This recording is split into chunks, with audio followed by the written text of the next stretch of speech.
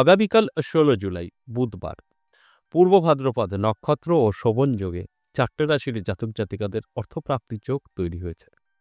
এই অর্থপ্রাপ্তির যোগে হঠাৎ করেই কিন্তু ভাগ্য বদলে যেতে পারে এই ৪ রাশির জাতক জাতিকাদের। এই নিয়ে বিস্তারিত আলোচনা করব আপনাদের অ্যালার্ট করার জন্য।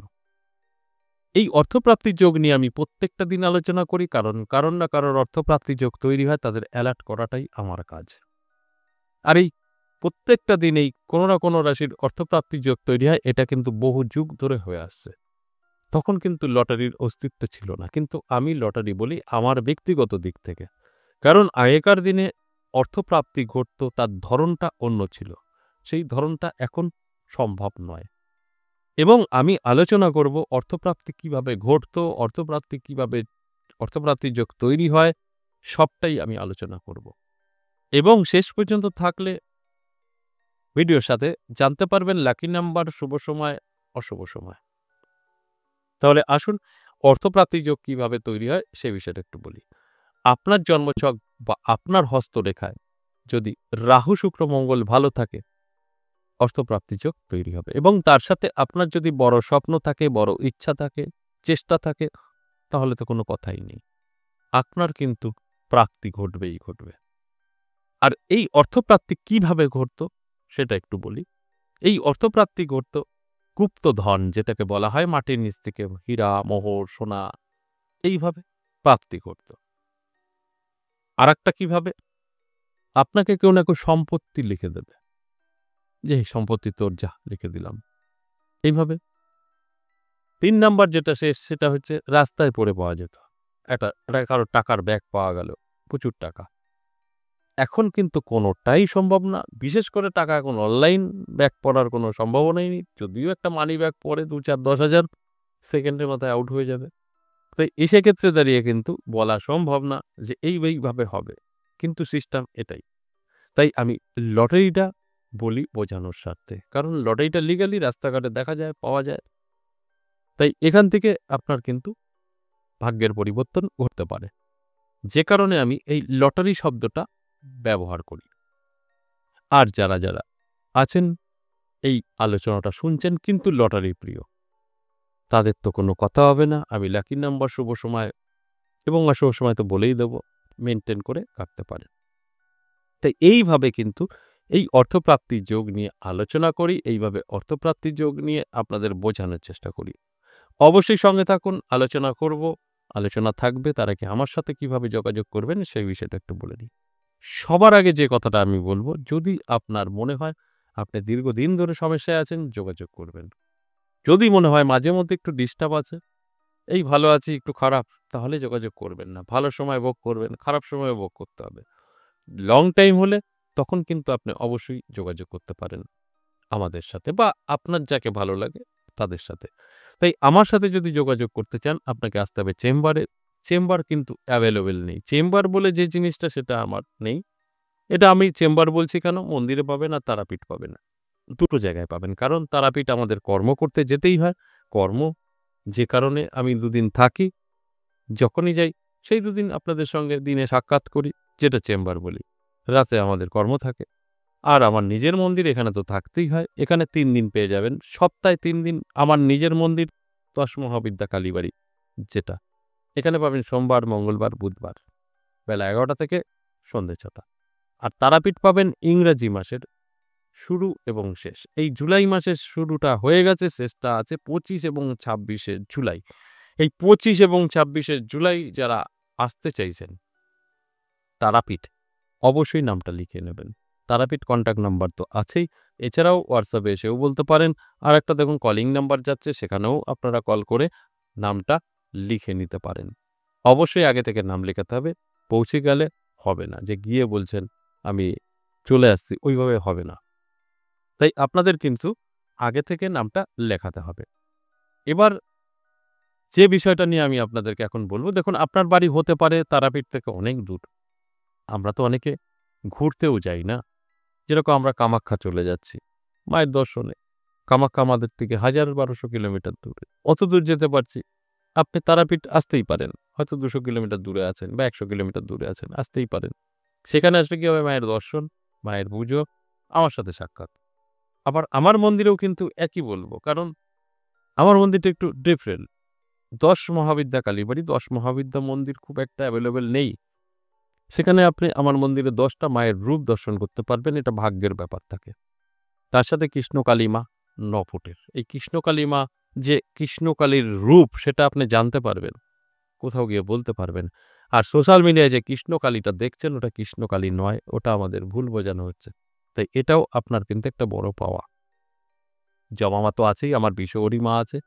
পুরোটাই মন্দির দেখার মতন। এগুলো দেখবেন আপনার অবশ্যই তাদের কাছে কিছু চাইবেন আপনার সমস্যা নিয়ে। আপনি ছোটখাটো সমস্যা থেকে কিচ্ছু করতে হবে না। মন্দির দর্শনেই আপনি মুক্তি পাবেন। দর্শন করেই মুক্তি পাবেন। এটা আমি গ্যারান্টি দিয়ে বলতে পারি। এবার কেন আসবেন? আপনি যদি সমস্যা থাকেন, যেকোনো সমস্যা হতে পারে। আপনার নেশা থেকে আরম্ভ করে বাস্তু খারাপ, কর্মে উন্নতি, ঋণ সব থেকেই কিন্তু আপনি বেরিয়ে আসতে পারবেন। শুধু যোগাযোগ করুন। যোগাযোগ না করলে তো এখান থেকে বেরোতে পারবেন না। তাই যোগাযোগটা সঠিকভাবে করলে আপনার কিন্তু কোনো সমস্যা থাকবে না। আপনি কিন্তু সেখান থেকে বেরিয়ে আসতে পারবেন। এটা আমি প্রত্যেকটা দিনই আলোচনা করি আপনাদের বোঝানোর স্বার্থে। এবার আসুন আজকের যে আলোচনা অর্থপ্রাপ্তি যোগ নিয়ে ৪ টে রাশিকে নিয়ে বলবো। এই ৪ রাশির জাতক-জাতিকাদের কিন্তু আমি এখন অ্যালার্ট করার চেষ্টা করব।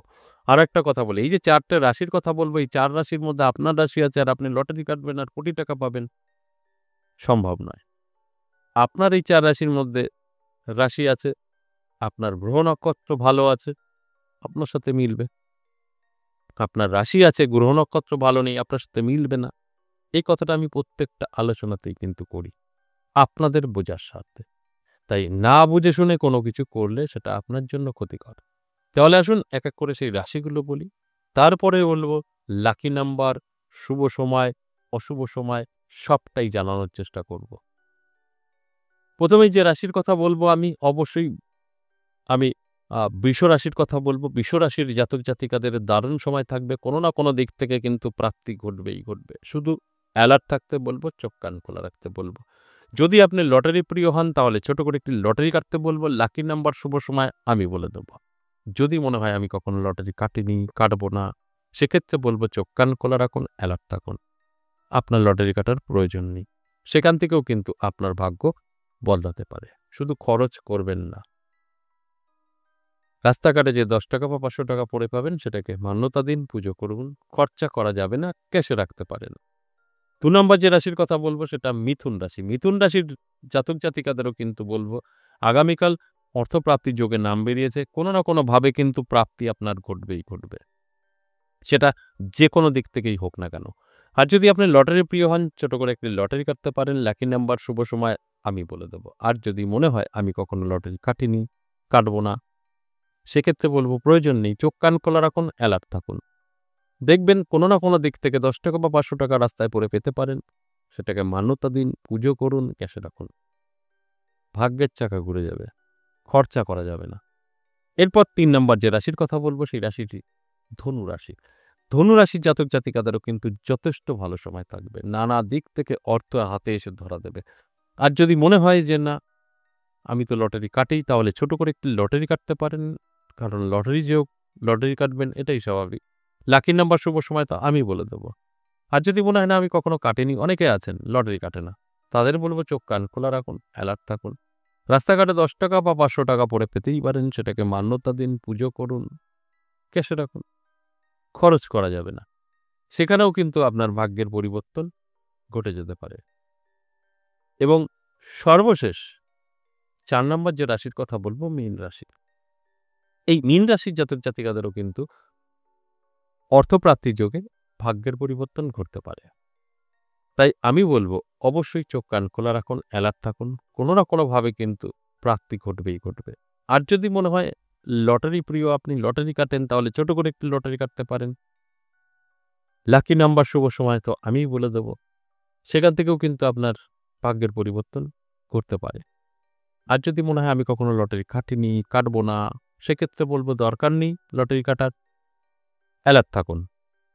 দেখুন রাস্তাঘাটে ৳১০ বা ৳৫০০ পড়ে পেতেও পারেন, সেটাকে মান্যতা দিন, ক্যাশে রাখুন, পুজো করুন। ভাগ্য বদলাতে পারে। এবার আসুন লাকি নাম্বার।